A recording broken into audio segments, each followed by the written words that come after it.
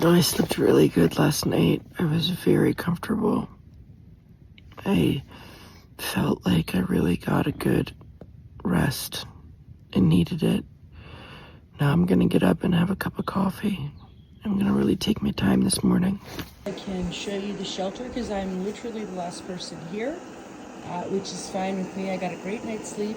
About ready to have a cup of coffee. Have my stove system going. I've got this and this, which I stole from the hotel, and I have a little oatmeal.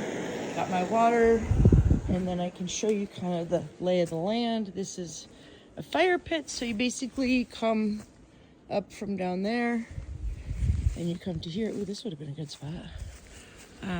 So you have here, and people sleep in here. It's not just a place to hang out. Definitely people are sleeping in there. There's just one platform. I would not want to do that because it's just too exposed for me. I like my tent. But let me just show you. So you come up over here. Over there's the privy, if you can see that. And so you just come over here. And then there's one gentleman who's fixing to leave. So you just kind of come over here, and this is where I stayed last night. It was super, super comfortable. I was very happy. I'm just taking the rain fly off, so it looks a little floppy right now.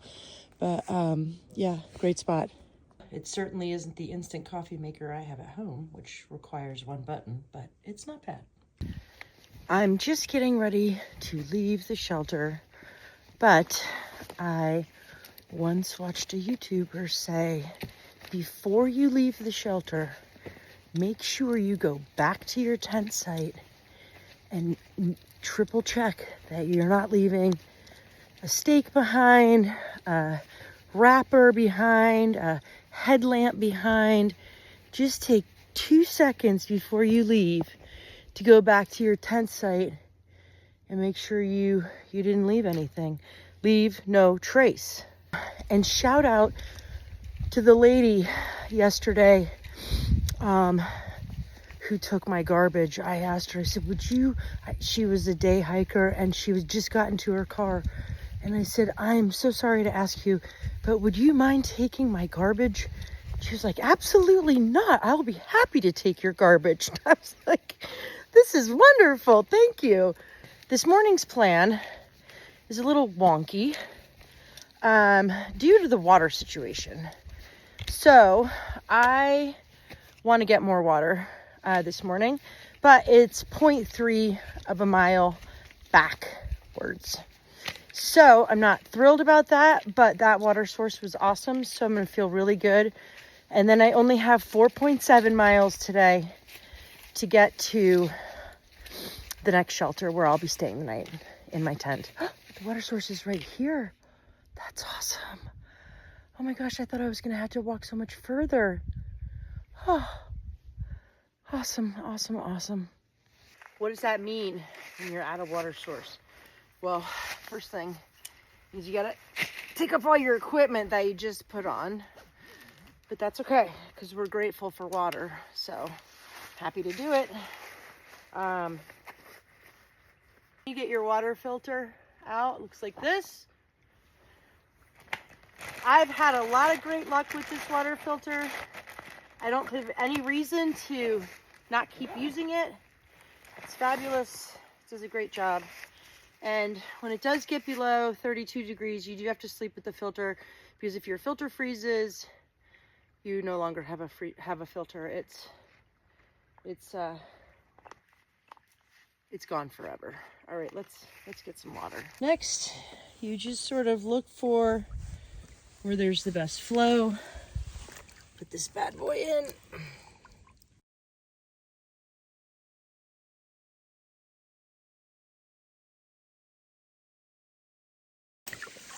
That's plenty. That is plenty of water.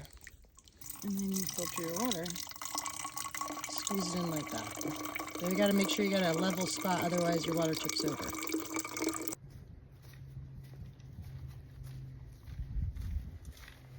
Small situation here. You certainly can't go over that. Rip your thighs apart. So you're gonna have to go up. Let me see how bad this looks. Oh yeah, that's gonna be hard. That's like a, I don't know, 60-degree angle. That's pretty far. That's pretty hard, but that's okay. There hasn't been a lot of views, and there's not been a lot of like places to pull off and look, but this is the view, and that ain't bad. Look at those trees way down there, so thick.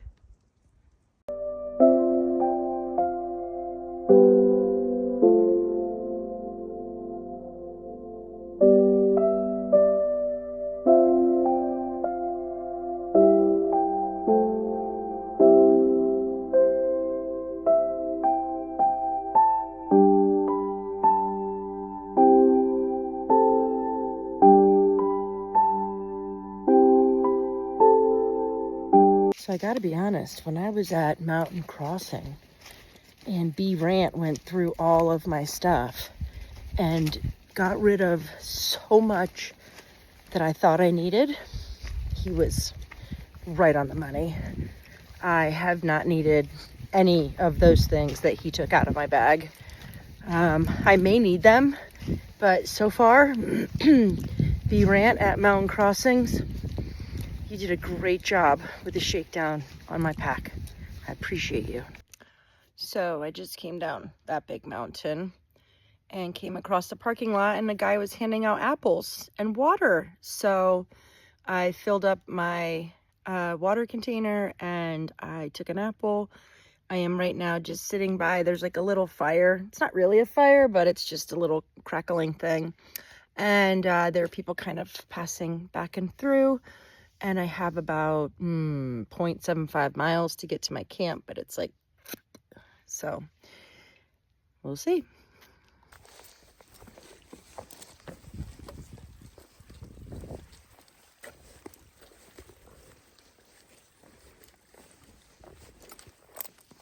So the shelter's a little ways up, but there's a beautiful stream right here. So I am going to camel up and then continue on to get to the shelter. And I'll probably bring water with me so that I don't have to come back here tomorrow. I can just keep going up. Managing the water has become a learning curve for sure. Well, this was a delightful little place to stop. Perfect little spot. And now I have all my water bottles are full, and I'm gonna bring that up to camp so I can use that water to cook with tonight. Okay, this looks like it's gonna be the spot for tonight. I'm not really stealth camping because you can see the shelters right there, and then behind that is where the privy is.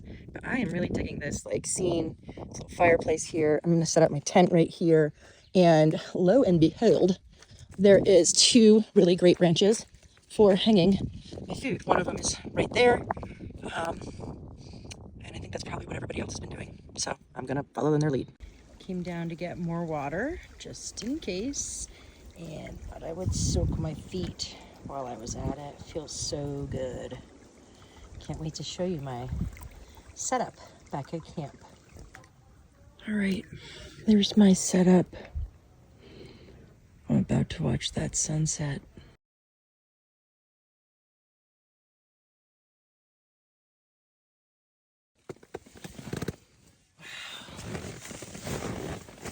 Look at this.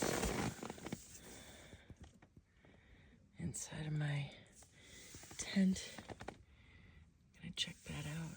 I had heard that Standing Indian Shelter had a magnificent sunset, but to be able to experience it is quite sensational. This is incredible. Okay, I'm going to bed